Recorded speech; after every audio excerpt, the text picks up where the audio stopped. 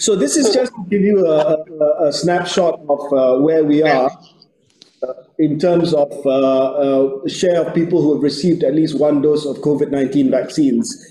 This is just to answer the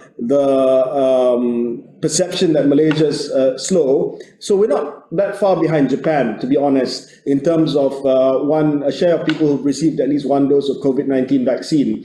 And benchmarked against other ASEAN countries, we are far ahead. Of course, Singapore is I think, crossing 40% right now. But the question to ask is this: why is Singapore, which is held up as a first world country in our part of the world, why have they not reached 80%?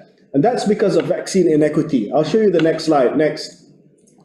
This is the first slide, plus Canada, United Kingdom, United States, and the European Union. Now, I wanted to show this slide, and this data comes from Oxford University. This is not my data. This data comes from the website, Our World in Data, which is run by Oxford University.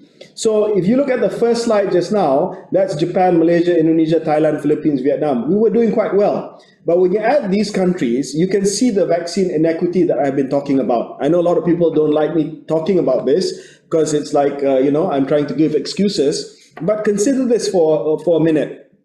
Canada and the United Kingdom bought enough vaccines to inoculate their citizens 5 times over, 5 times more than their population.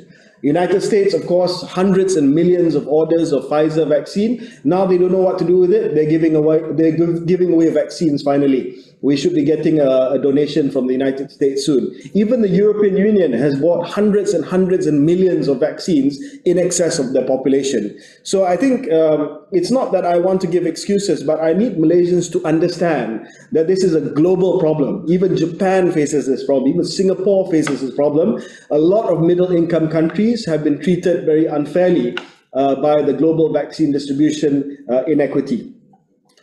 Next.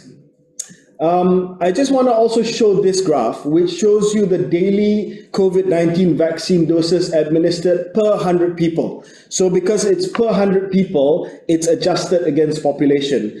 So you can compare apple to apple. Our daily vaccination rate now is more than Korea and Australia, and we're coming up to Singapore and Japan. That's because we've started ramping up our vaccination, and by the time we get to 300,000 in July, and hopefully 400,000 in August, I think our daily vaccine doses administered per 100 people will be comparable to developed countries, and we are there now, actually.